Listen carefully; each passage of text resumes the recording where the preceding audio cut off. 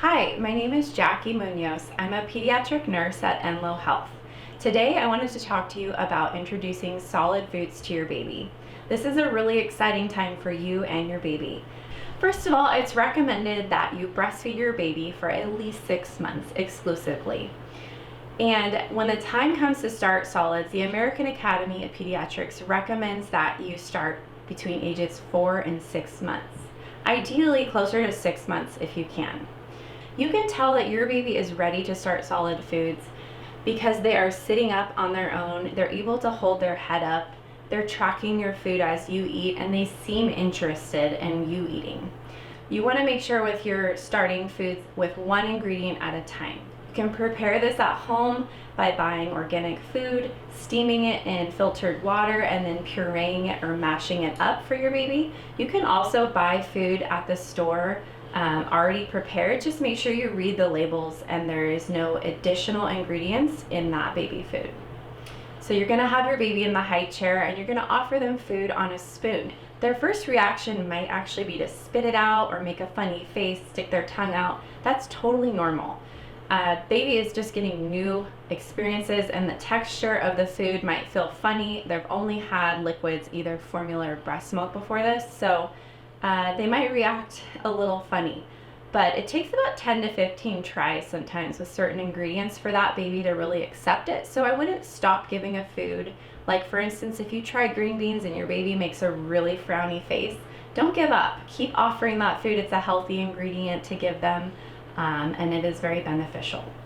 So when you start solids, you're going to give one food every 3 to 5 days. You can wait longer in between doing a different food, but you want to make sure you give at least 3 to 5 days in between switching new foods. And if there is no reaction, then you can continue to give that food. Sometimes babies will play with the food and become very messy, and it's pretty funny to watch, but just know that you're most likely going to start doing a bath time right after feedings at first because it will get all over them.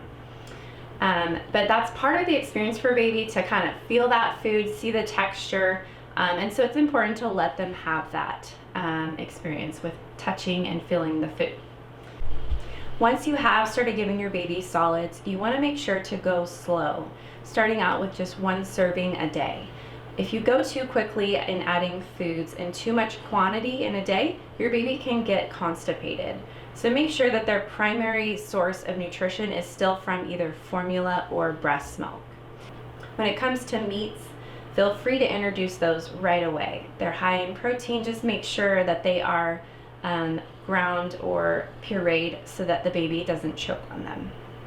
When your baby's having solids, you're going to want to offer them a little bit of water. This is only really given when you start solids. You don't need to give water prior to that. And you can put the water in a sippy cup and have baby practice taking sips of it. Just know that you don't want to do too much at once. They should still be primarily getting their liquids from breast milk or formula. In terms of wanting to introduce cow's milk to your baby's diet, you're going to want to wait until age 1 to do that.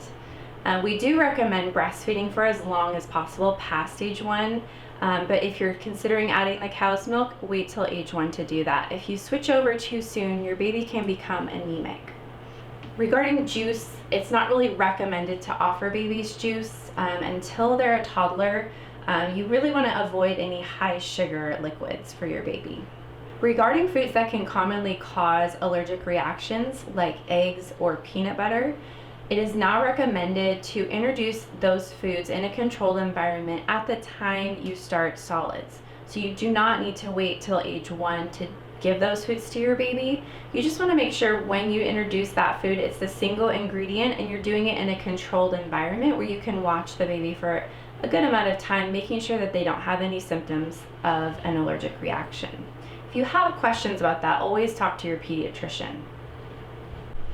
When it comes to introducing solid foods to your baby, it can be overwhelming at first. There's a lot of information, so just know that you can get information and resources on websites like the American Academy of Pediatrics and also healthychildren.org.